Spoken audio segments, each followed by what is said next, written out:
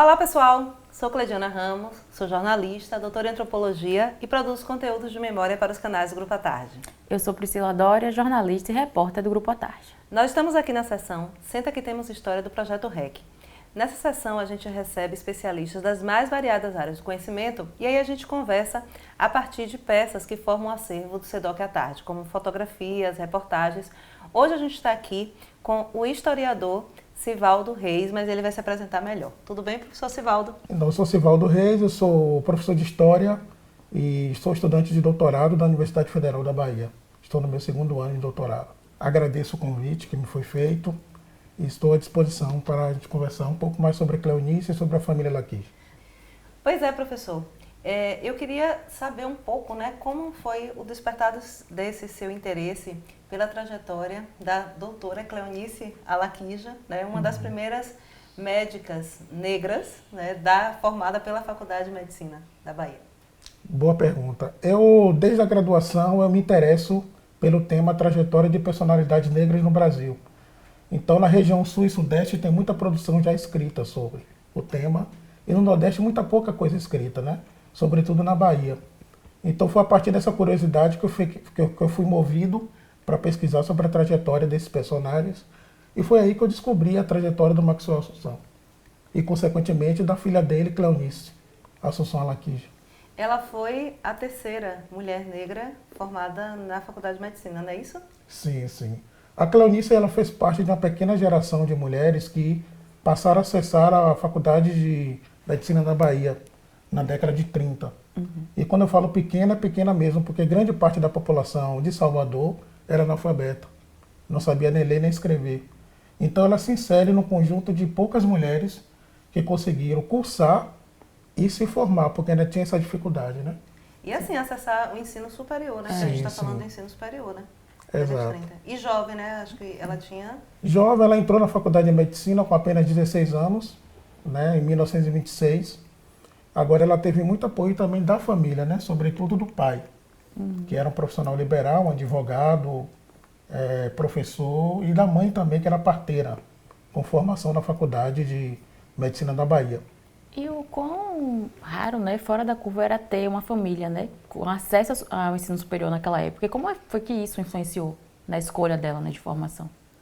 É isso, ela viveu num momento histórico complexo para as mulheres, né, e sobretudo mulheres negras, né, porque, como eu falei, grande parte não tinha acesso à educação básica.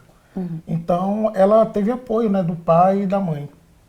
A mãe não tinha formação na Faculdade de Medicina, mas ela tinha prática, né, no parto. Sim. Então, a Cleonice pode ter sido muito influenciada pela mãe. Mas, assim, a Cleonice, na verdade, ela fez parte de um pequeno mundo, né?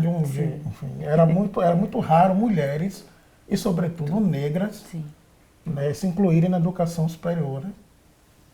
A gente tem, assim, né, a passagem já de algumas personalidades negras pela Faculdade de Medicina, né, como o próprio Juliano Moreira, né, outros que vão ter formação.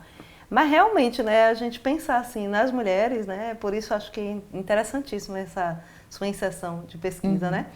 E é possível a gente conseguir identificar esses fatores, né, que permitiram pelo menos para essas três mulheres, essas três primeiras, né, mulheres negras, elas estarem acessando aquele universo, né? Se a gente pensar que a educação formal era tão difícil, né, que tem aquela famosa frase atribuída à Manhaninha, todo negro com anel no dedo tem que colocar os pés de Xangô, de tão difícil que era, né? Então, como é possível? Será que é possível a gente ver alguns dos fatores que permitiram, né, o acesso pelo menos dessas primeiras mulheres àquele mundo, né, de formação acadêmica tão específica? Sim, perfeito. Eu creio que a principal base para essas mulheres são as famílias, né? Sobretudo os pais, porque a Cleonice, por exemplo, viveu num contexto em que a ideia do patriarcado, né, era muito forte. Então, muitos homens acreditavam, por exemplo, na inferioridade intelectual das mulheres em relação aos homens, né? Então, existia muito preconceito, existia muito uma cultura patriarcal. Então, romper com essa cultura era muito difícil, né? Então, não é só a questão financeira ou até racial e de gênero. São muitas coisas envolvidas, né? E o que eu considero interessante é que a Cleonice ela forma em 31 e depois ela passa a lecionar na Faculdade de Medicina. Outra coisa rara, né? Porque ela faz parte desse ciclo pequeníssimo de mulheres que se formam e vão lecionar. Ainda tem isso, né? Porque muitas se formaram e não conseguiram trabalhar nem lecionar. A Cleonice se forma na Faculdade de Medicina, ela vai trabalhar, tem escritório próprio na Rua Chile, isso é impressionante também. Sim. Agora, não conseguia, através das pesquisas, acessar o trabalho que ela construiu na sua clínica particular, né? Mas isso é muito interessante, né? A área dela, inclusive, é otorrinolaringologia, né? Eu vi, né, no seu artigo, que ela tem, assim, a sinusite, né? Alguns anúncios de como tratar a sinusite, né? Mas, assim, respondendo bem objetivamente, eu acho que para essas mulheres, acho que a família foi uma estrutura que deu suporte a elas, né? E essa família é impressionante, a família Laquija, né? Vai ter, além do... O pai dela é africano ainda, né? Sim, africano. Ele de Lagos, né? Sim. O Maxwell atravessou o Atlântico no final do século XIX, veio estudar Direito em Salvador. Ele foi um dos primeiros negros a acessar a Faculdade de Direito em Salvador. Passa a lecionar inglês, latim e francês na cidade. Nossa. E tem uma trajetória muito interessante, inclusive ele acessa o Jornal à Tarde, né? Ele conversava com jornalistas do Jornal à Tarde. Na década de 20 ele ofereceu um banquete no Pelourinho, convidando todos os jornalistas de Salvador. E os jornalistas do À Tarde estavam presentes também. Então ele tinha um trânsito muito interessante, né, pela imprensa de Salvador. E inclusive eu chego na Cleonice a partir dele, que acessou o Jornal à Tarde. Então é um triângulo, né? É um ciclo muito interessante. São muitas reportagens, assim, no ano da Sim. formatura dela, né? Tanto referência a ela, com imagens, né? Tem também, né, a citação de discursos, né? Ou melhor, textos de elogio a ela, né? Ela participa da comissão de formatura, né? Então, assim, muita coisa. E lembrar que o irmão dela também, né, vai ser um outro médico, né, formado pela Faculdade de Medicina, George, né? E vai na área de psiquiatria, né? Sim, George sim. segue a área de psiquiatria, outro membro da família, né? Sim, são 3 irmãos, né? Ela, o George e o Dilley. O Dilley eu não tenho muita informação, ele morre em Lagos, se forma como engenheiro agrônomo, mas o irmão dela tem mais informações, que é o George Laquija. Sim. Foi um psiquiatra muito famoso em Salvador, desenvolveu várias pesquisas no campo da psiquiatria transcultural. E eu estou pesquisando ele agora no doutorado e prometo, se for convidado, apresentar um pouco da trajetória dele. Sim, com certeza. Fale um pouco dessa pesquisa atual agora no doutorado com ele. No doutorado eu pesquiso ele e a família Laquija como um todo, né? Porque foi uma família de profissionais liberais e foi uma família que construiu memória. O que eu quero dizer com isso? Muitos pesquisadores acessaram a família para saber das conexões Brasil-África. Então a família Laquija foi um ponte de conversa, né, entre esses intelectuais e pesquisadores. E o George Laquija, meu doutorado vai centrar nele, mais em relação com a família e com a história dos agudais, né? Os agudais eram os africanos que saíram do Brasil e foram para a África, na segunda metade do século XIX. Então a família Laquija, ela é uma das famílias agudais, onde se tem mais informações no Brasil. Então no doutorado eu quero divulgar ainda mais essa trajetória. E lembrando que mais uma, né, descendente quer dizer, mais uma da família Laquija integrou a equipe de reportagem da tarde, que é a Ana Laquija. Ela foi repórter da tarde, né?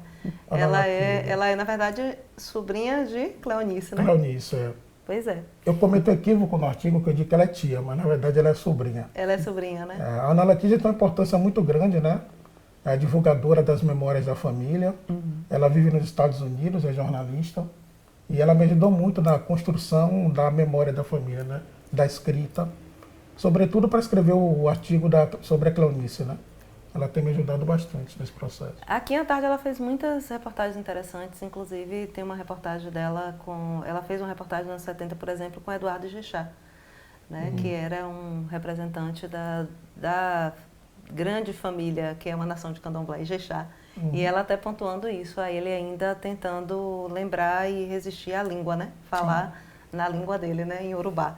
Então ela tem assim também essa sensação muito forte, né? Então é maravilhoso a gente saber e é talvez, né, a única ou uma das poucas famílias que conseguiu manter sua linhagem, digamos assim, a Sim. história da sua linhagem africana. Sim, Todo mundo perdeu os sobrenomes, né? Uhum. E eles mantiveram, e ainda por cima, todas as ligações com a Nigéria, né? No caso, que é a Nigéria, né? A linha deles é a Nigéria, né? Sim, A hoje sim. Nigéria. Então, imagine, né? A riqueza de informações e de contribuições dessa família, né? E essa história linda de Cleonice. Inspiradora. Sem dúvida. Então é isso, a gente quer lhe agradecer muito, viu, Sim. professor Sivaldo, de vir aqui e bater esse papo, viu? E é isso, gente. Aqui nos canais do Grupo à Tarde sempre tem informação qualificada. Fiquem ligadas, fiquem ligados. Mais uma vez, gente, muito obrigada e até a próxima.